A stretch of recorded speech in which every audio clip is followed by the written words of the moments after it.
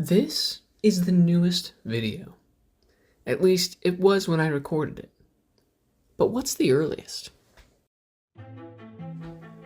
IMDb, the Internet Movie Database, lists almost 20 million videos. If we sort by year, the earliest one turns out to be Passage de Venus from 1874. But what is this video? Why is it the first, and who is P.J.C. Janssen? Jules Janssen was an avid scientist, the kind of guy who escaped the besieged city of Paris in a hot air balloon just to see a solar eclipse. Janssen's job was to observe the upcoming transit of Venus in front of the Sun. He needed to know the exact time that Venus touched the Sun from his location. With that, he'd be able to refine the current estimates of Earth's distance from the Sun. This was a big deal because these transits are spaced a century apart. He'd only get 2 chances in his lifetime. However, there was another problem. Observers of the previous transit found they couldn't agree on the exact moment that Venus touched the Sun, or even what it looked like. They called this the black drop effect.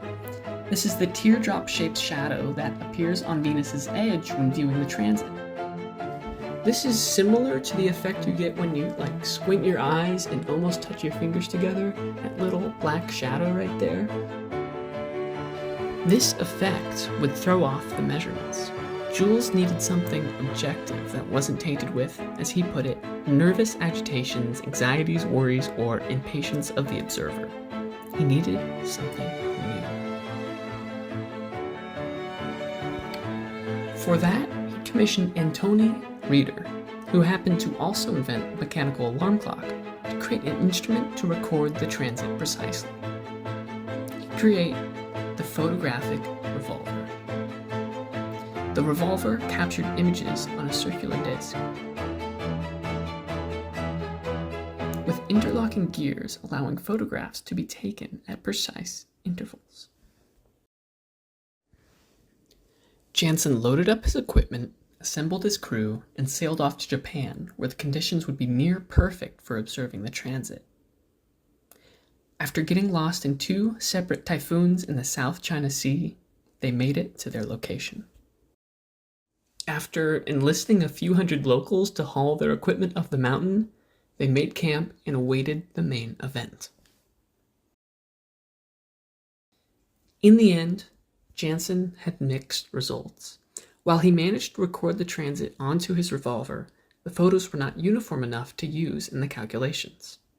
But what he did do on that mountaintop was give birth to cinema. After nearly 70 years of that disc sitting in the archives, a man named Joseph Leclerc would transfer the images onto a film strip so that it could be projected for the 50th anniversary of the invention of the film camera. Here is that.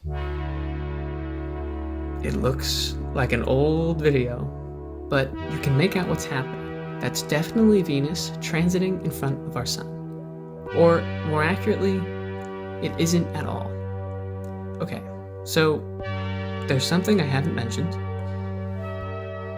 From a 2005 paper on the subject, film historian Lonnie says, "It is extraordinary that none of the great number of revolver plates successfully exposed during the transit, including Janssen's own, can now be traced."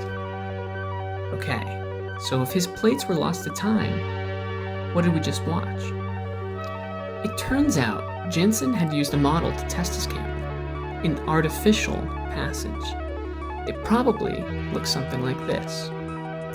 So, this film that survived is not the passage of Venus at all, despite what IMDb would have us believe, but in a way, I think it's nice that the first ever movie